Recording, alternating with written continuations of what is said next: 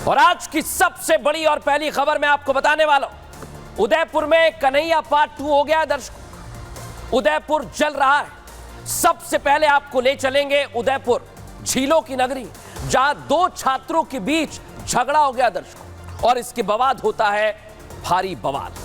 तोड़फोड़ हुआ, जमकर पथराव हुआ, गैरेज में खड़ी गाड़ियों को आग के हवाले कर दिया। पुलिस ने लाठीचार्ज किया है स्थिति को संभालने के लिए, लेकिन आखिर यह हंगामा क्यों हुआ, यह आगजनी क्यों हुई, इस रिपोर्ट में दिखाते हैं।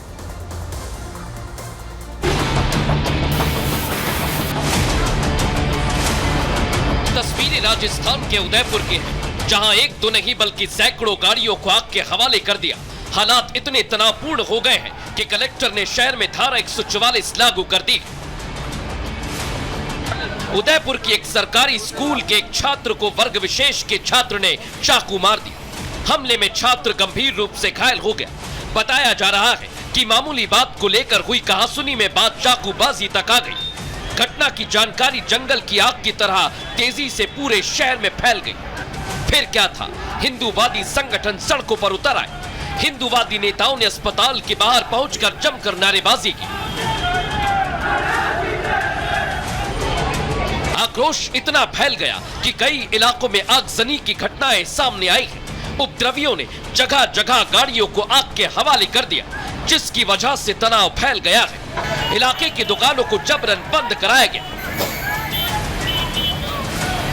छात्रों को चाकू मारने का यह मामला कोई छोटा नहीं है। ये जनरेशन Z में बढ़ती उग्रता को दिखाता है। ये आज के बच्चे किस राह पर जा रहे हैं, उसे तस्वीरें दिखा रही हैं। ये घटना इस बात का जीता जागता उदाहरण है कि कैसे आज के बच्चों में जरा भी सब्र नहीं है, सहनशीलता का अभाव है। इतनी छोटी सी उम्र में कोई जरा सी बात होती है और एक दूसरे पर हमला करने के लिए दौड़ पड़ते हैं। देश के यूथ की आक्रामकता सवाल खड़े करती है। आखिर ये गुस्सा, ये नकारात्मक तेवर आज के बच्चों में क्यों बढ़ रहे हैं, ये बड़ा सवाल है।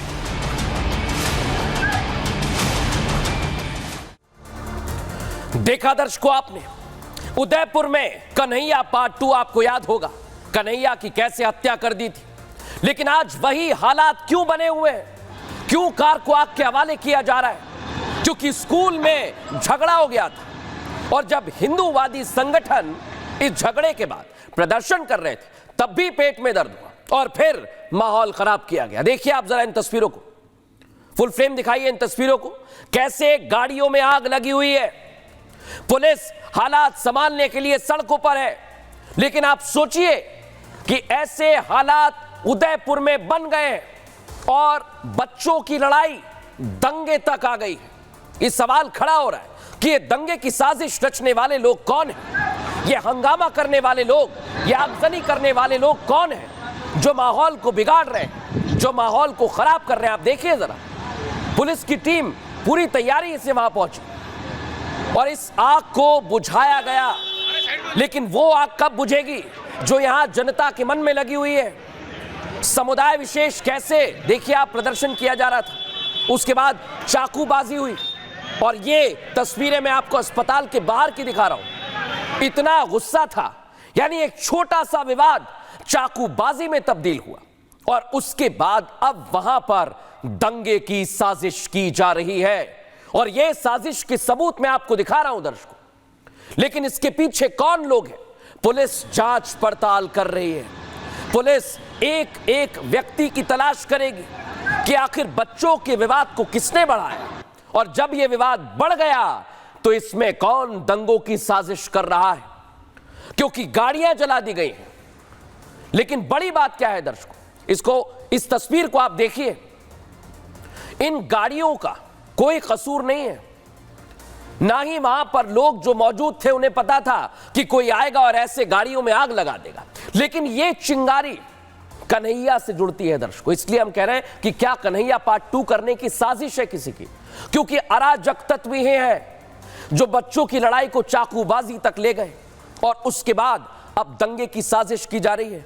यहां सुरक्षा पर सवाल खड़े होता है, लेकिन पुलिस ने इस आग को बुझा दिया है, और पुलिस जो हालात बने हुए हैं उसे भी काबू में करने की कोशिश में है।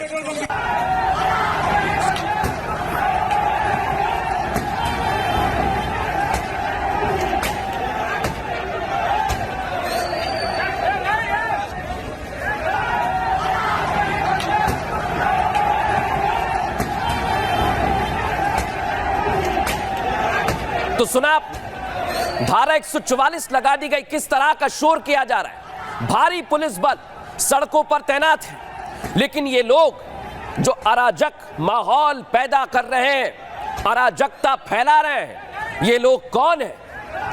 क्या इन लोगों की मंशा है? क्या ये सिर्फ और सिर्फ माहौल खराब करने के लिए आ रहे हैं? आखिर क्या वजह है दर्शकों जो ये लोग सड़कों पर उतर आए? मैं फिर आपसे कह रहा हूं, बच्चों का छोटा सा विवाद था, लेकिन यहां दंगों की साजिश की जा रही है। और इस साजिश को समझिए आप, ये लोग कौन हैं जो साजिश कर रहे हैं? क्योंकि एक घटना घटती है और उस घटना के विरोध में कि ऐसी मारपीट ना हो, इसके लिए हिंदूवादी संगठन आते हैं, लेकिन क्या होता है, उदयपुर को जला दिया जाता है। और अब मैं आपको घटनास्थल पर ले चल रहा हूं, जहां मेरे सहयोगी पहुंच गए हैं और वो जलती हुई कारें उनके पीछे, आग तो बुझ गई है, लेकिन अमरदीप, क्या विवाद की स्थिति खत्म हो गई है? क्या उदयपुर शांत हो गया? बताइए जरा दर्शकों को तस्वीरों के साथ। देखिए मृदुल, सबसे पहले बता दूं कि ये शांत शहर होता है क्योंकि यहाँ देसी विदेशी पर्यटक आते हैं। इन सड़कों पर, जिन सड़कों पर ये गाड़ी पलटी हुई है, ये पर्यटकों की गाड़ी है। ये मुंबई नंबर की गाड़ी है, MH नंबर की गाड़ी है, जिसको पलट दिया गया। आप सोचिए कि इसमें किसी का परिवार बैठा होगा या किसी के साथ के लोग बैठे हुए होंगे या कोई दोस्त बैठा हुआ होगा, वो तमाम लोग जो हैं वो यहाँ पे बैठे हुए होंगे। लेकिन तस्वीरें मैं आपको दिखा रहा हूँ कि गाड़ियाँ पलट दी गई हैं, गाड़ियों को जला दिया गया है। और उसके बाद में यहाँ स्थिति जो है, इस गाड़ी को देखने के बाद आपको बताएंगे कि ठीक इस वाली रोड पे अगर आप देखेंगे तो मैंने गाड़ी की तस्वीरें जलती हुई दिखाई थी, ठीक उसके वहां पे एक 5 स्टार होटल भी है। और इस तस्वीरों को वापस से एक बार दिखाएं महेश, तो ये तस्वीर जो है, ये सोचिए कि इस गाड़ी को आग लगाने की फिराक में थे, लेकिन यहाँ पुलिस की मुस्तैदी थी, प्रशासन की मुस्तैदी थी कि वहां समय रहते प्रशासन ने, पुलिस ने मोर्चा संभाल लिया। यहाँ के DM ने शांति की अपील की है। लेकिन सवाल यह है कि आखिर स्कूली बच्चों की जो झगड़ा था वो सड़क पर कैसे आया, चाकूबाजी में तब्दील कैसे हुआ, कौन इन सब चीज के पीछे था? और जो छात्र अभी जिंदगी और मौत के बीच में ICU में लड़ रहा है, उसके बाद कलेक्ट्रेट में एक हाई लेवल मीटिंग चल रही है जो प्रशासन और पुलिस के बीच में है। प्रशासन है, पुलिस है, इसके अलावा जनप्रतिनिधि हैं कि किस तरीके से चीज और आपसे जानना चाह रहा हूं अमरदीप की जाए। ये टूटे हुए अमरदीप, क्या कोई चिन्हित किया गया है? जी। किसने ये आग लगाई? कौन थे वो अराजक तत्व जो इस शांत शहर का माहौल खराब कर रहे हैं? बताइए जरा। देखिए मृदुल, अभी फिलहाल जिस तरीके की सूचनाएं हैं उसमें जो छात्र था और उसके पिता हैं उनको डिटेन कर लिया गया है पुलिस की तरफ से। लेकिन जो अराजक भीड़ सड़कों पे निकली, उनको कौन लीड कर रहा था, कौन मैसेज कर रहा था, किसने मैसेज कन्वे किया और किसने ये कहा कि इस शहर की आबो हवा को खराब किया जाए? क्योंकि बड़ा सवाल यह है कि जिस तरीके की तस्वीर इस शहर में निकल के आई है, वो पिछले 4 साल में इस तरीके की तस्वीर निकल के सामने आई थी। इससे पहले कन्हैयालाल का हत्याकांड हुआ था, उस वक्त इस तरीके की तस्वीर कमोबेश देखने को मिली थी, लेकिन वो कंट्रोलफुल थी। उस वक्त वो सारी चीजें कंट्रोल हो गई थी, क्योंकि उस घटना का इस घटना से मिलाप करें तो वो बहुत बड़ी घटना थी और ये बिल्कुल अलग तरीके की घटना थी। 2 स्कूली छात्रों की, यहाँ पे फायर ब्रिगेड की जो गाड़ी है वो आप तस्वीर देखेंगे, यहाँ पे फायर ब्रिगेड की गाड़ी लगातार मौके पर घूम रही है अलग अलग शहर में। दूसरी तरफ यहाँ प्रशासन की देखिए, पुलिस की गाड़ियां जो है वो यहाँ पे शहर में घूम रही हैं और इस शहर में लगातार गाड़ियां जो हैं वो या तो फायर ब्रिगेड की आपको मिलेंगी या फिर भागते हुए पर्यटक आपको मिलेंगे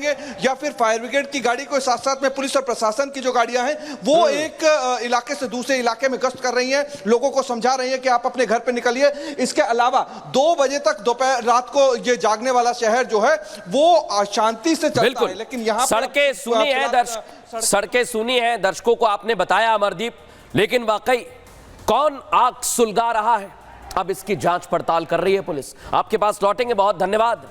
लेकिन आज एक और ऐसी घटना सामने आई है दर्शक, महाराष्ट्र के नासिक से भी उदयपुर जैसी ही घटना सामने आई।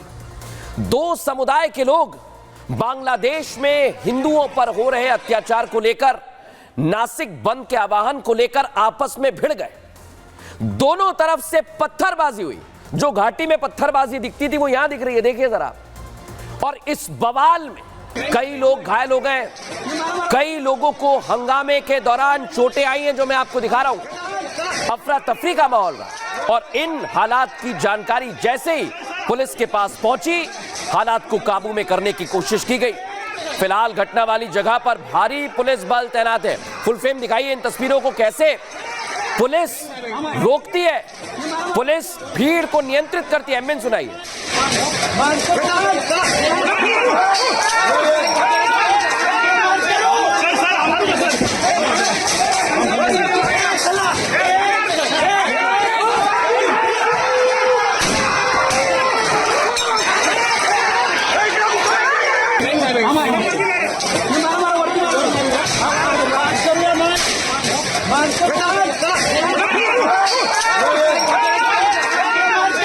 फिर आप देखिए जहां कुछ लोग पत्थर बरसा रहे हैं और इन लोगों की टोली पुलिस वालों से डर नहीं रही है। पुलिस वाले हाथ में आंसू गैस के गोले लिए शांत करने के लिए चला रहे हैं। उनके पास ढाल है, लेकिन भीड़ पीछे हटने को तैयार नहीं है। आप देखिए जरा, ये पत्थर बरसा रहे हैं। और क्या हुआ था, बांग्लादेश में हिंदुओं पर अत्याचार हो रहा था, उसको लेकर कुछ लोग आवाज उठा रहे थे, लेकिन कैसे पत्थर मारे गए, पत्थर बरसाए गए, पुलिस वालों को दौड़ाया गया।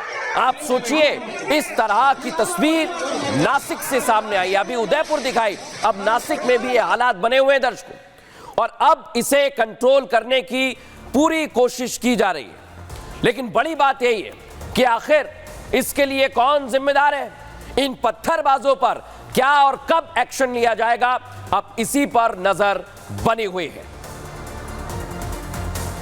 इन तस्वीरों को आप देखिए, कुछ लोग हाथों में मोबाइल फोन लिए तस्वीरें कैद कर रहे हैं, तो कुछ लोग बिना सोचे समझे पत्थर बरसा रहे हैं। हाथ में जो आया वो फेंक दिया और एक दूसरे की तरफ ये पत्थर बरसाए जा रहे हैं। और अब बात करेंगे नुपुर शर्मा की। जिस तरह बांग्लादेश में हिंदू निशाने पर है, उन पर अत्याचार किया जा रहा है, उसे लेकर हर तरफ विरोध हो रहा है और हिंदुओं की रक्षा के लिए दर्शकों आवाज उठाई जा रही है। दिल्ली में आज वैसा ही हुआ। नुपुर शर्मा पहुंची जहां पर उन्होंने प्रदर्शन में हिस्सा लिया, लेकिन यह सुर्खियों में प्रदर्शन सिर्फ और सिर्फ इस वजह से नहीं है। प्रदर्शन में किस तरह से नुपुर शर्मा ने हिंदुओं की आवाज उठाई है, वो आपको देखना चाहिए, सुनना चाहिए। इस रिपोर्ट में आपको दिखाते हैं। Hindu lives matter everywhere.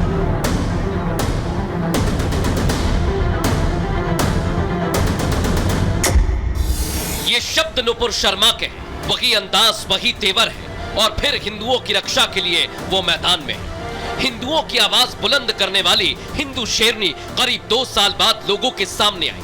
वजह है बांग्लादेश में हिंदुओं पर हो रहा अत्याचार, महिलाओं के साथ हो रही दरिंदगी।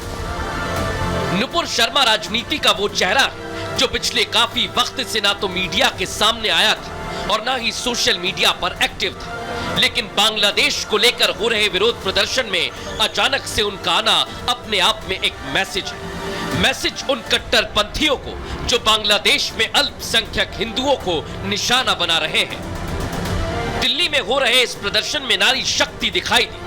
सांसद बांसुरी स्वराज कवलजीत के साथ ही नुपुर शर्मा भी हाथों में हिंदुओं और अल्पसंख्यक हिंदुओं की रक्षा की तख्ती लिए दिखाई दी। सनातनी झंडे और तख्तियां लिए नारी शक्ति ने मांग की कि बांग्लादेश में अल्पसंख्यकों के खिलाफ हिंसा बंद होनी चाहिए।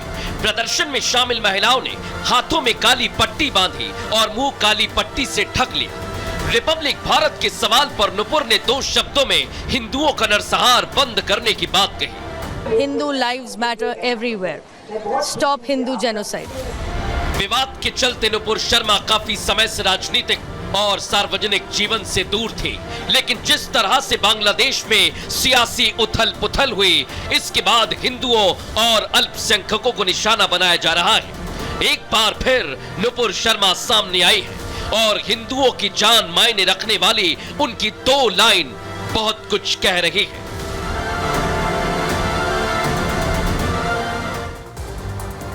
तो हिंदुओं की रक्षक बनी है नुपुर।